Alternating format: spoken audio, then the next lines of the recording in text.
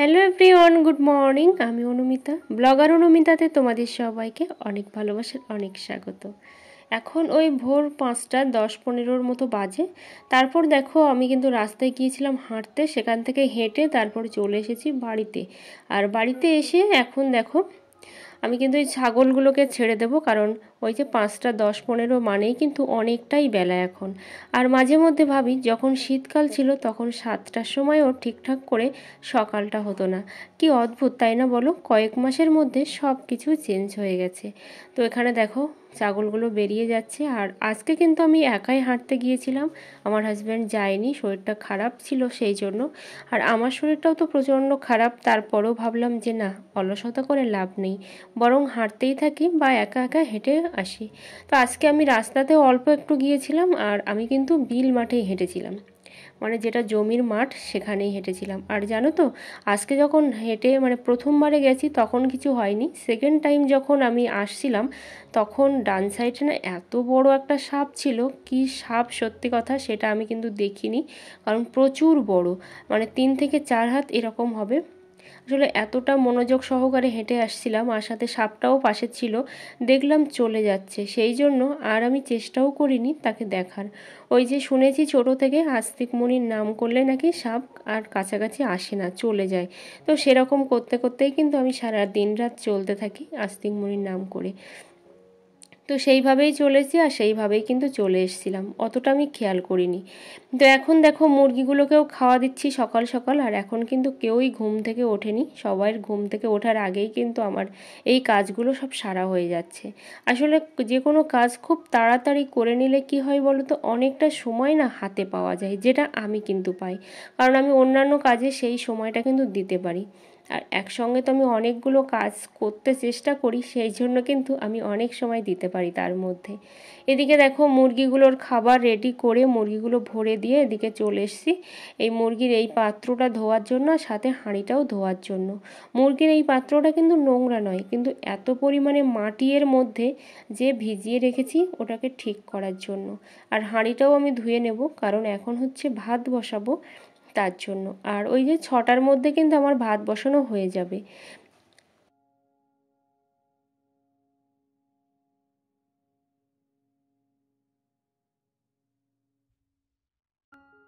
গ্রামের বউরাও কিন্তু ঘরে বসে ঘরের কাজকর্ম করেও কিন্তু এখন ইনকাম করতে পারে, আর সেটার কিন্তু অনেক রকমভাবে উপায় কিন্তু বের হয়ে গেছে এখন। আর সেটা হচ্ছে, আমি মনে করি সেটা সৎ পথে আর সৎভাবেই কিন্তু করা উচিত।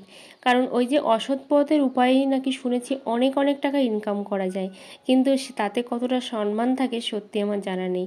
কিন্তু আমার মনে হয় অল্প টাকা রোজগার করলেও সৎ পথে রোজগার করা ভালো, আর সাথে সভ্যতার সঙ্গে ভদ্রতার সঙ্গে কিন্তু রোজগার করাই ভালো। কারণ আমরা অনেকেই মনে করি যে আমরা তো ঘরের মধ্যে ভিডিও বানাচ্ছি, তাহলে আমি কি ড্রেস পরে বানালাম তাতে কি যায় আসে।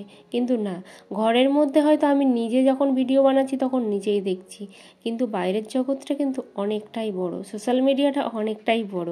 সেখানে কিন্তু প্রচুর প্রচুর মানুষ তোমাকে দেখবে, তোমাকে নিয়ে টিটকারি করবে, তোমাকে খারাপ দুটো কথা বলবে। সেই জন্য ভাইরাল হওয়ার দরকার নেই, অল্প ইনকাম করো, তবু সেটা সৎ পথে, সৎ পথে করাই হচ্ছে সব থেকে ভালো।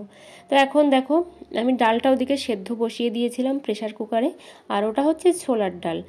তো ছোলার ডালটা বসিয়ে এদিকে চলে এসেছি দেখো রান্না করার জন্য, কারণ ডালটা ওদিকে ছিটি পড়তে থাকুক, ততক্ষণে আমি এখানে কয়েকটা রান্না করতে থাকি। আর তাহলে আমার কিন্তু ওই যে 7টা থেকে 7:30টার মধ্যেই রান্না কমপ্লিট হয়ে যাবে। তো সেই জন্যই কিন্তু আমি এখানেও চলে আসলাম। আর এইখানে দেখছি একটু প্রবলেম হচ্ছে, উনুনটার একটু সামনের দিকে যেন ঝাল বের হচ্ছে, যেটা আগুনের হলকা। তো সেই জন্য আমি একটু কাঁচি দিয়ে কিন্তু, কাঁচি দিয়ে নয় কাঁচি দিয়ে কিন্তু কেটে দেওয়ার চেষ্টা করছি, কারণ অনেকে হয়তো গুলিয়ে ফেলে, আমি দেখেছি বিশেষ করে গ্রামে কাঁচি আর কাঁচি দুটোর মধ্যে কিন্তু ডিফারেন্স আছে, সেটা অনেকেই বুঝতে পারে না, একই রকমভাবেই বলে। যাই হোক, এখানে একটু কেটে দেওয়ার চেষ্টা করলাম যাতে করে আগুনটা একটু কম বের হয়, কারণ আমার একটা খুব ভালো এই উনুনটা, যেটা আমি একটুও কিন্তু হাতছাড়া করতে চাই না। তো এখন দেখো ভালো করে কয়েকবার দিয়ে দিয়ে দেখলাম যে না একটু ঠিক আছে, তারপরে আমি বসিয়ে দিয়েছি। কারণ এখানেও যেমন অনেকটা ধৈর্য নিয়েই কিন্তু আমি ওই বারবার করে কাটছিলাম আর কড়াইটা বসিয়ে বসিয়ে দেখছিলাম। সেমভাবে কিন্তু আমাদের ঘরে বসে ইনকাম করতে গেলে কিন্তু অনেকটাই ধৈর্য নিতে হবে, আর সাথে হচ্ছে টাইমটাও দিতে হবে।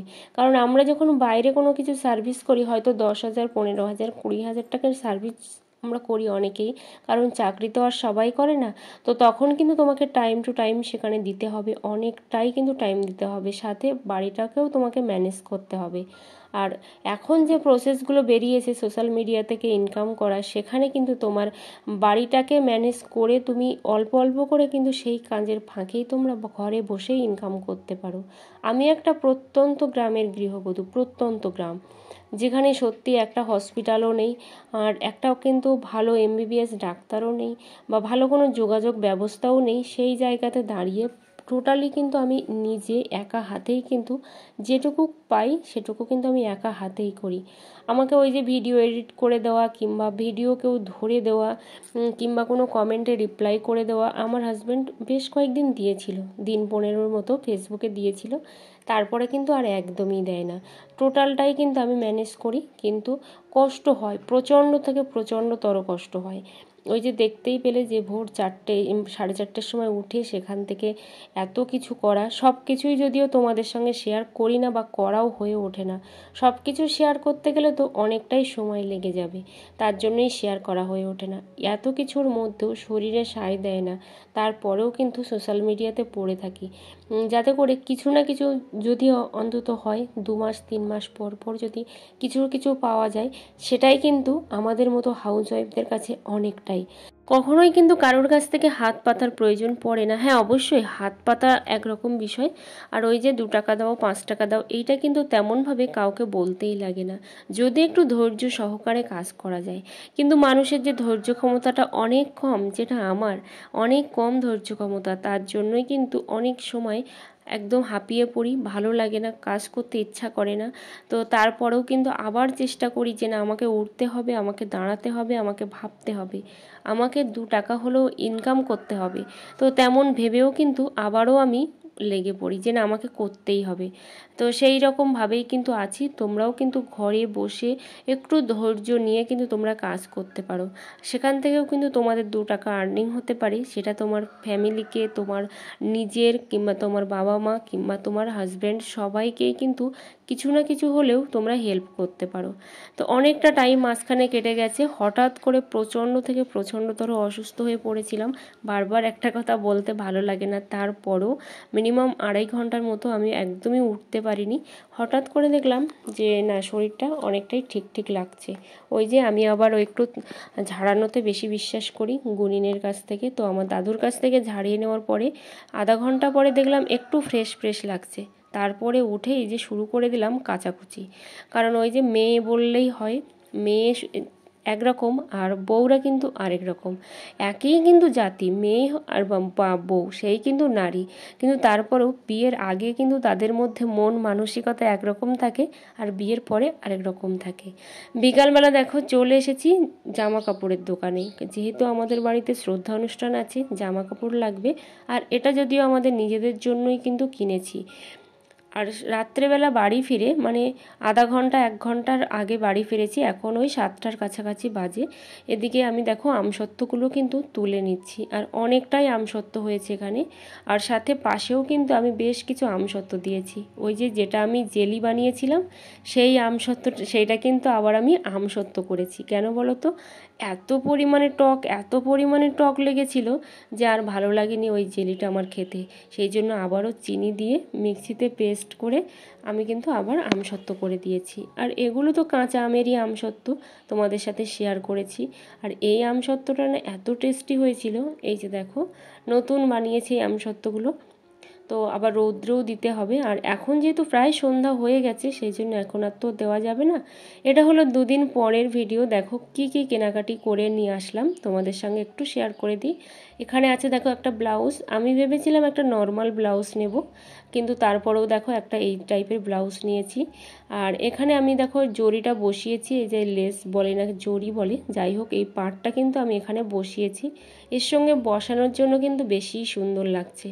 আর ওই যে দড়িটাও কিন্তু একটু মানে কিছু করতে হবে, ডিফারেন্ট কিছু করতে হবে, কিন্তু এখনই টাইম পাচ্ছি না, কয়েকদিন পরে কিন্তু করব।